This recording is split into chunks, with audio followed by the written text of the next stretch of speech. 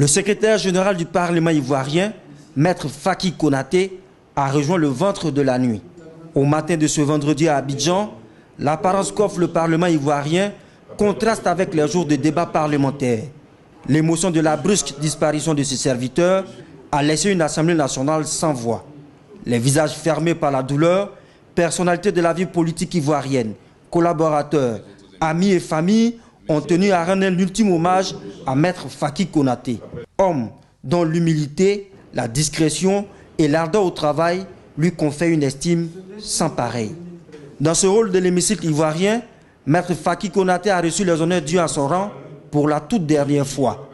Inscrit au barreau d'Abidjan en 1985, la carrière de l'avocat s'est bien souvent entremêlée avec les milieux politiques. Conseiller spécial de Guillaume Soro, alors Premier ministre, Maître Faki Konaté occupait le secrétariat général de l'Assemblée nationale ivoirienne depuis 2 ans. Cet infatigable travailleur qui ne s'accordait aucun répit a même été de l'expédition de Bouaké en juin 2007, voyage au cours duquel l'avion de Guillaume Soro a subi la fureur des coups de canon. L'homme s'en sortira indemne. La vie de Maître Faki se compte pour l'essentiel en disponibilité et service aux autres. D'ailleurs, sa profession d'avocat le lui recommande. La nation ivoirienne est reconnaissante à la loyauté de l'homme.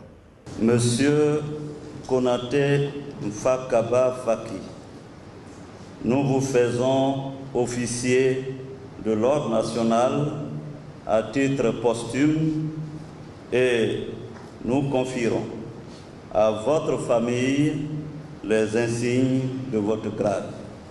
À titre posthume, l'avocat administrateur, ou si vous voulez l'administrateur avocat, reçoit l'insigne de la nation ivoirienne. Pendant ce temps, les minutes s'égrènent. Elles s'égrènent même trop vite. Le requiem de l'Assemblée nationale à Maître Faki tire vers sa fin.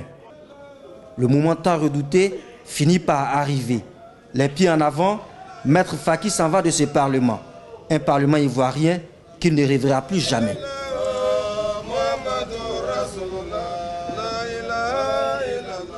Ce n'est pas parce qu'il est décédé, mais je vous dis, c'était un homme bien.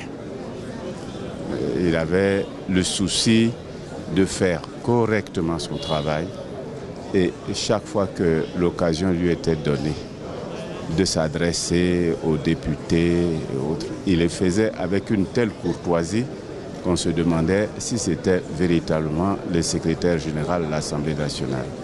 Aujourd'hui, c'est un jour d'émotion, un jour de peine, mais nous sommes tous des condamnés à mort, et condamnés sans appel d'ailleurs. Il s'agit d'attendre le jour de cette mort-là, que Dieu veut. Tout ce qui nous reste, c'est de prier pour lui.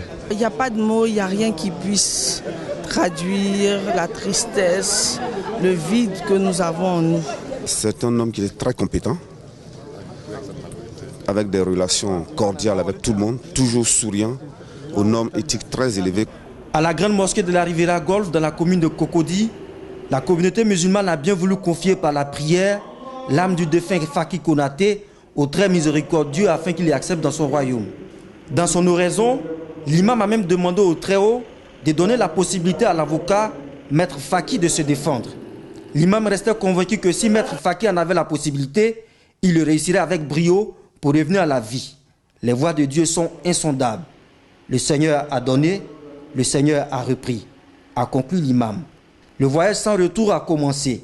Sous un soleil de plomb, Faki Konaté est porté en terre au cimetière de Williamsville. Les grandes douleurs sont muettes, nous dit-on.